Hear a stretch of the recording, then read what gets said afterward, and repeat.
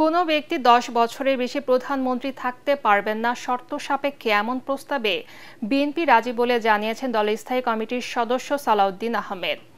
দলটির শর্ত হচ্ছে সাংবিধানিক কাউন্সিল এনসিসি বা এমন কোনো কমিটির মাধ্যমে নির্বাহী বিভাগের ক্ষমতা হ্রাস করা যাবে না।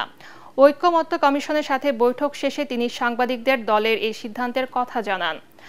এদিকে জাতীয় নাগরিক পার্টির সদস্য সচিব আক্তার হোসেন বৈঠক শেষে জানান, সাংবিধানিক ও সংবিধিবদ্ধ প্রতিষ্ঠানে নিয়োগে কমিটি গঠন জনগণের চাওয়া অনুযায়ী প্রস্তাব করা হয়েছে। কয়েকটি দল পুরনো ধ্যান ধারণা নিয়েই দেশ পরিচালনা করতে চান অভিযোগ করে তিনি জাতীয় স্বার্থের সব দলকে ঐকমত্যে আসার আহ্বান জানান।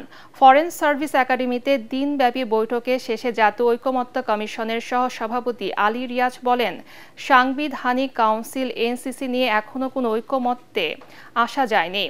এনসিসির নাম বদলানো হয়েছে, নতুন নাম সাংবিধানিক ও সংবিধিবদ্ধ প্রতিষ্ঠানের নিয়োগ কমিটি। এতে আরও কিছু পরিবর্তন আনা হয়েছে। আলী রিয়াজ জানান, প্রধানমন্ত্রীর মেয়াদ নিয়ে এখনো সিদ্ধান্তে আসা যায়নি, তবে সংবিধানের 5টি নতুন মূলনীতি নিয়ে অধিকাংশ দল একমত।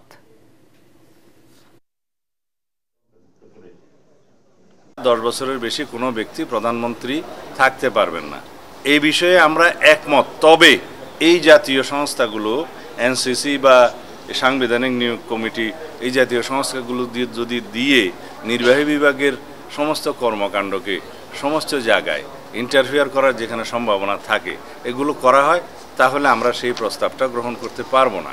বিদ্যমান সংবিধানের রাষ্ট্র পরিচালনার ক্ষেত্রে যে 4 মূলনীতি, সেটা অব্যাহত বা অটুট রাখার বিষয়ে কয়েকটি দল মতামত দিয়েছে, সে বিষয়ে কয়েকটি দলের ভিন্ন মত আছে।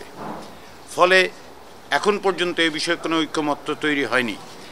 তবে সাম্য, মানবিক মর্যাদা, সামাজিক সুবিচার, গণতন্ত্র, ধর্মীয় স্বাধীনতা, সম্প্রীতি এবং পক্ষপাতিত্বহীনতা, এই 5টি বিষয়ে উল্লেখ থাকার বিষয়ে অধিকাংশ দলের সমর্থন রয়েছে।